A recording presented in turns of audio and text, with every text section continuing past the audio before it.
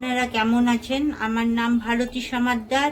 শ্বশুর বাড়ির সবাই আমাকে সুতপা বলে চেনে এবং বাপের বাড়ির সবাই আমাকে মানু বলে চেনে। আমি আজকে সজনে ডাঁটা দিয়ে পোস্ত করব। ছেলেরা খুব ভালো খায়, তার জন্য ওই পোস্তটা এরকমভাবে করব। আপনারা ভিডিওটা স্কিপ না করে স্টেপ বাই স্টেপ দেখতে থাকুন। তা এখন যা পোস্তের দাম, কয়েক তেল গরম হয়ে গেছে। আমি একটু কালো জিরে ফোড়ন দিয়ে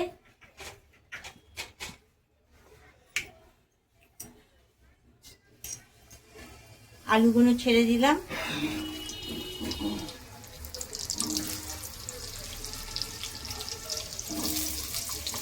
আমি আবার পোস্তের মধ্যে একটু হলুদ দিই। আপনারা পোস্ততে হলুদ না খেতে ইচ্ছে করলে দেবেন না, স্কিপ করে দিতে পারেন। আপনার দাদা আবার হলুদ না দিলে তার সাদা সাদা জিনিস খেতে পছন্দ করে না। একটু আলুটা ভেজে নিচ্ছি, একটু হলুদ দিয়ে দিচ্ছি, তাহলে আলুর সাদা ভাবটা থাকবে না।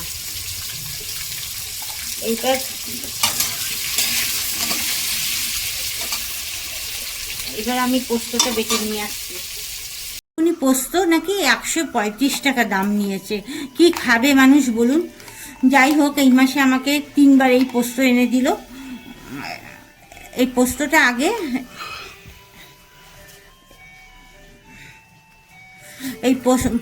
আগে আপনি প্রথমে এমনি জল ছাড়া ঘুরিয়ে নেবেন, তারপরে পোস্তটা বাটবেন। দেখুন, পোস্তটা জল ছাড়া বাটা হয়েছে। এরপরে এরকম বাটার পরে কিন্তু তারপরে জল দিয়ে বাটবেন, দেখবেন একদম শিলের মতন বাটা হবে। এরকম বাটাটা আমার মায়ের কাছ থেকে শিখেছি।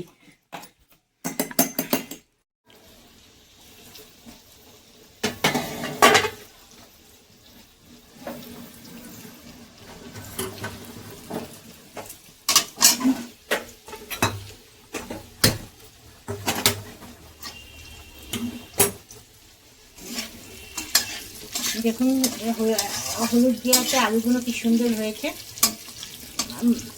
ভাজাও হয়ে এসছে। এবার আমি টমেটো দিয়ে দিচ্ছি, একটা গোটা টমেটো দিলাম। আর সজনে ডাঁটাগুলো কেটে নিয়েছি, সেগুলো দিয়ে দিচ্ছি।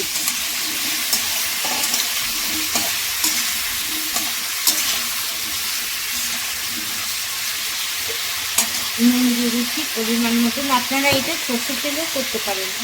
আমার যারা নতুন বন্ধু আছেন তারা একটা সাবস্ক্রাইব করে দেবেন, পাশে বেল আইকনটা প্রেস করে দেবেন, তাহলে আমার পরবর্তী ভিডিওগুলো আপনারা দেখতে পাবেন। আমার আগের ভিডিওটা কফি ও পি পপ কিচেন থেকে কমেন্ট করেছে, কমেন্টটা আমি পড়ে শোনাচ্ছি।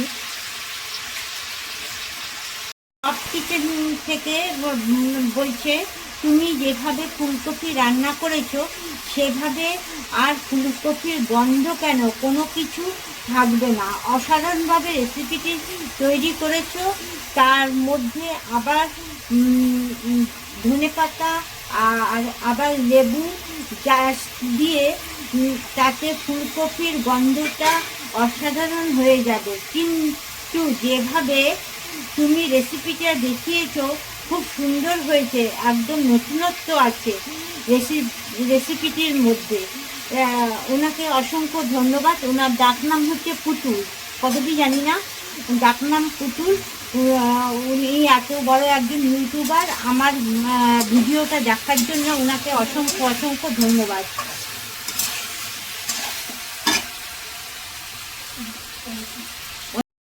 কতগুলো কাঁচা লঙ্কা দিয়ে দিলাম, একটু হলুদ দিয়ে দিচ্ছি। আপনারা হলুদটা স্কিপ করতে পারেন। হলুদ অনেকে পোস্তের মধ্যে হলুদ দেয় না। এবার আমার হয়ে গেছে, এবার একটু জল দিয়ে দেবো।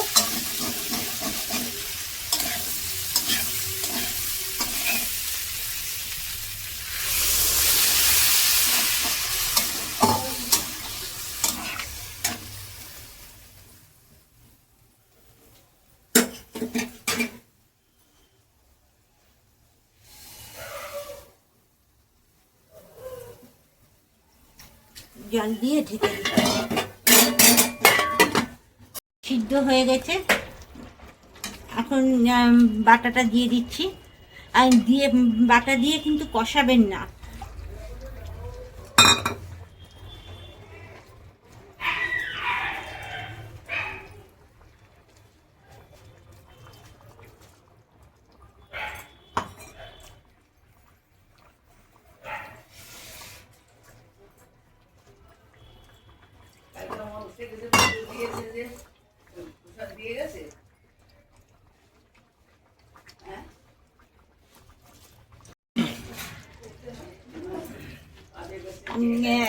আর একটু সামান্য মিষ্টি দিয়ে দিচ্ছি। আপনারা গুড় খেলে গুড় দিতে পারেন, আমি চিনি দিলাম।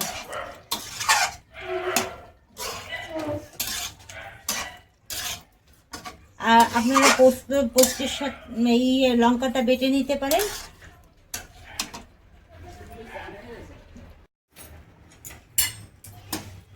এই লঙ্কাগুলো আমি এখন চেপে দিয়ে দেব।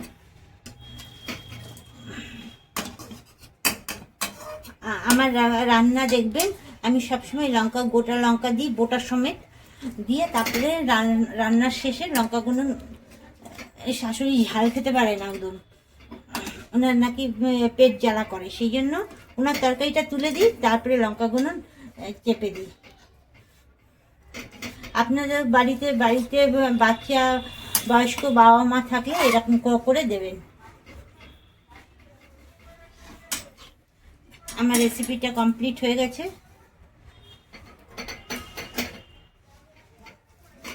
দেখুন আমি কিন্তু বাহারটা তরকারির মধ্যে দিচ্ছি না, আমি শুধু বোটাটা ধরে নিচ্ছি। এই দেখুন বোটাটা ধরে নিচ্ছি, এই যে তরকারির মধ্যে দিচ্ছি না,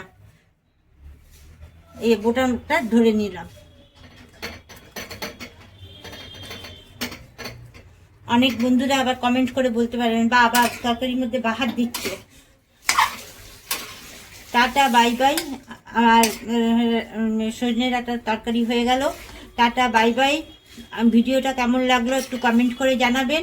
ভালো না লাগলে লাইক করবেন না, ভালো লাগলে একটা লাইক করে দেবেন, কমেন্ট করে জানিয়ে দেবেন কে কোথা থেকে ভিডিওটা দেখছেন একটু জানিয়ে দেবেন। ভালো থাকবেন, সুস্থ থাকবেন।